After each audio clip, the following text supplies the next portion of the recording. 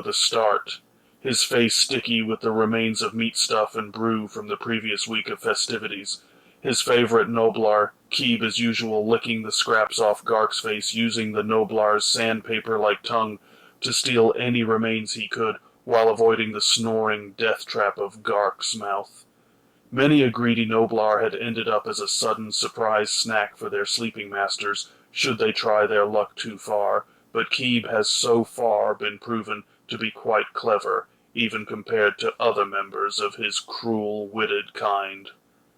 This time he was suspended from the central pole above Gark's head with some rope tied to his ankle, while he carefully lowered a crooked fork into Gark's trap. Gark had enjoyed Keeb, his chain brother Torek the Blasted, had gifted him the lucky git, as he had called the Noblar, after their last encounter. The moment Gark's eyes lazily opened, Queeb yanked himself to his rope, scampering off to the safety of the top of the tent. Rat-like ruby, bright eyes peered down, offset by the blue-tinged skin of the Noblar. The Noblar made a chattering sound as Gark rose to a sitting position, shifting the rough fur-tinged blanket off. The Noblar descended downward slowly, unsure whether Gark would punish the runt. Gark waved the Noblar off, the skittish thing hurrying as Gark rubbed his hands into his head, trying to stop the pounding from turning his head into powder. Gark had eaten and drank more than his fill, as that was one of his duties, as Tyrant demanded, stuffing his craw fastest than any other and downing enough brew to kill several stunties. All part of the job, his paw would have said to Gark before the older bull would take whatever he desired from Gark's plate. Gark shook his head and lifted his wineskin to his dry lips, draining the flask in an instant before tossing it aside, rubbing his temples on his broad head as he stood. Keeb, armor and hammer, ya feckless git! Gark roared as he began strapping his boots on. Yes, big boss man, Keeb did a little manling-style salute to Gark, causing the Tyrant to chuckle deeply. Several more of Noblars appeared, seemingly conjured like Gark had waved a wand and summoned them as they scrambled to gather his discarded gear. Several of the Noblars struggled together to bring him his greaves, while several others were working on his iron fists and gut plate. The process took several minutes, and only resulted in one stabbing under Keeb's watchful eye, who dutifully offered his fallen comrade to Gark, who stuffed it into his craw. After Gark was armed and armored, he whistled for the Noblars to bring in the mirror. They brought it, several of the Noblars hoisting up the mirror and providing their own bodies as support to prevent the mirror from shattering. Another useful tool Gark had learned during his good old days. You gotta look the part, Gark said to himself as he checked himself over in the cracked mirror. It was one of the few treasures that managed to make the trip back to the tribe. One that, in Gark's opinion, won more fights than his hammer. A proper-looking Tyrant needs the right amount of flash, bling, and most importantly, intimidation to rule. The right look, usually down with the right pose or roar, can quell any upstarts who want a shot at taking down the big Tyrant. Too much flash. You are just a braggart and a softy to boot. Too much bling shows what the challenger can take from you if they win. Too much intimidation. Well, actually, in Gark's mind, there's nothing wrong with that. He'd never heard of a Tyrant being too threatening, being taken down, so long as you got the guts to back up your bark, he supposed. Damn, I'm good, Gark said, as he double-checked his armor as the Noblar's spit shined the golden buckles, holding his disparate pieces of armor. Satisfied, Gark waved the Noblars off, backhanding an unlucky one who was a second slower, then the rest who spiraled backward, as the other Noblars snickered and laughed. Jock set his face like a stone, as he opened the tent flap to the freezing Hur air. Dawn had just broken through the broken Hur. Sky, the outline of the mountains were like jagged teeth. The uneven land he had walked most of his life teemed with combat, life and death being dealt in equal measures. Gark breathed deeply in, the cold air waking him better than anything else. Out of all the lands and places Gark had visited, this place above the rest. This land has always held a special place for Gark. It empowered him every challenge and opportunity in his mind. No other land, from the death swamps of Shish to the twisting metallic spiral towers of Shaman, could compare to the raw nature of this place. It was like the thunder to the storm. Gark walked forward, his thunderhammer over his shoulder, as he strutted through the slightly smaller tents that were reserved for his iron guts, most of whom were still sleeping off the last night feasting, apart from the last old-timer, Core Blackjaw, in the tribe who was sitting on a picking the rust off his blunt blade, and flashed Gark a wide black-toothed grin. Gark returned it with his own, before filling his gut with air, holding the immense pressure for a moment, before blasting the air with his loudest roar, instantly startling the camp to life. After a moment groans similar made to Gark's own came from the tents, as no doubt the Iron Guts went through their own version of Gark's retinue, with less noblars and no mirror, giving Gark the edge in that battle. Get them layabouts up and armed, Blackjaw. Tribes on the move today. Gotta find ourselves the next hunting grounds, Gark said to his second, who rose from his boulder, his gut plate emblazoned with crude silver lightning bolts. Blackjaw had been his paw's second as well, and if rumor were true, even his paw's second, making him one of the few bulls Gark did not need to worry about. Blackjaw was old, still strong and capable, and any bull wanting to challenge Gark has to go through, Blackjaw making him the right bull for Gark's second. He was far past his time, only his experience, and the lack thereof amongst the younger bulls, and Gark's will kept him as his second. But Blackjaw was, if anything else, a survivor to the core.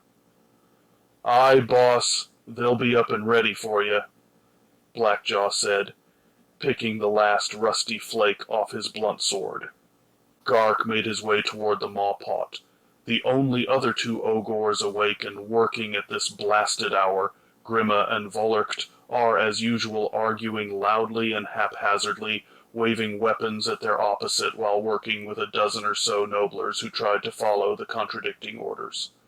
The Sun-Eater is fire, an all-consuming flame whose thirst cannot be quenched. Can't you see, you blind witch? Even his flame can be felt today blind. Volurkt bellowed while he breathed life under the great pot. There was a clash and spark of metal on metal, as one of Grimma's cleaver clattered against the iron-casted mask burned onto the fire-belly's face, flame-wreathed runes glowing in response. "Me eyes work fine, you loudmouth, now either be useful or throw yourself in the stew, so we can at least be rid of you," Grimma said, sampling her stew as she reached for another large cleaver found on her belt.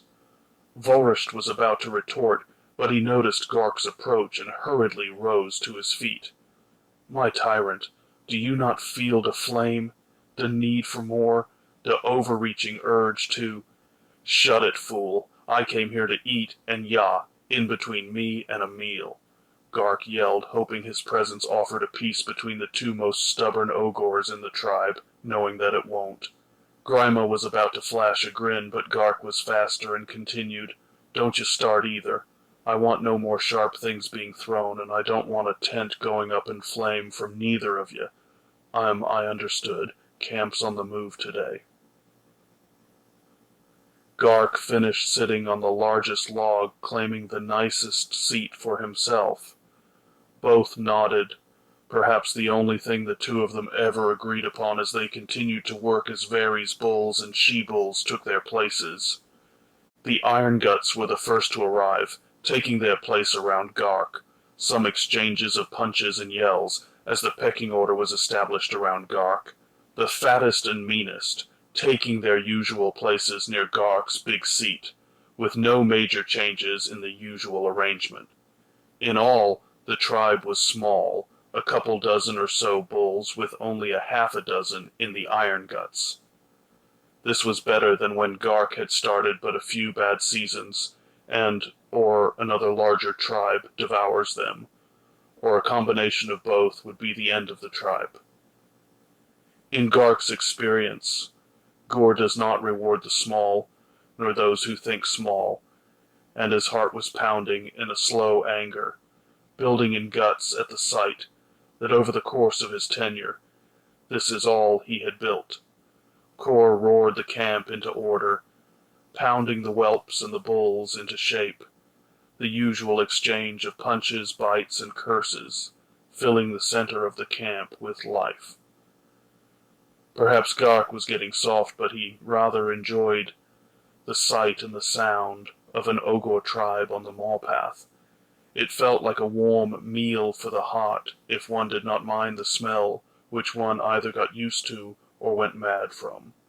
As the tribe settled into their places, a loud burp announced the tribe's blood-pelt hunter, Furt Cross-Eyed, who sauntered into the camp with the usual swank that one of his kind tend to prefer. A large ballista loaded with a javelin-sized bolt was on the hunter's back, as in his arms he carried something hidden under his polar fur cloak. "Speak, Furt, where did ya feet land? Ya find any more grubbing lands for the tribe?"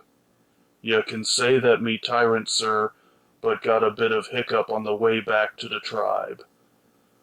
Furt did not continue, instead, letting the suspense build as all the tribe leaned in to listen. Gark waved for Furt to continue, his annoyance growing at the hunter's insistence on a show, enjoying all the looks the she-bulls gave the dashing rogue mystique that seemed to accompany the blood-pelt hunters. "Like wart-flies to stonehorn shit, eh, boss?" Blackjaw muttered, and Gark grinned, flashing his pearly whites at Furt, who took the dual meaning of Gark's snarling smile, Furt's survival instinct still seeming intact. "Well, boss, found dis ting." Furt unveiled the thing under his cloak, and Gark's eyes twitched as it took him a few moments to actualize the object in question. It was a gut plate. Every member of the tribe familiar with the beloved armor that protected the most vital area of an ogor, both spiritually and physically, but it was an object so mundane in a tribe that one took it for granted. This one was different. Instead of bearing the marks of teeth or of the maw, it bore the symbol of a hammer enwreathed in lightning. It looked too nice, gaudy even for a bull, or even for an iron gut. But its size would mean the tyrant who wore it was puny, which meant there was an opportunity either way. "It's a mark of one of the manling's gods," Grimma said, her scowl reminding everyone of her moniker as she sneered at the sight. "Da blood one, or the magic one?" Furt asked.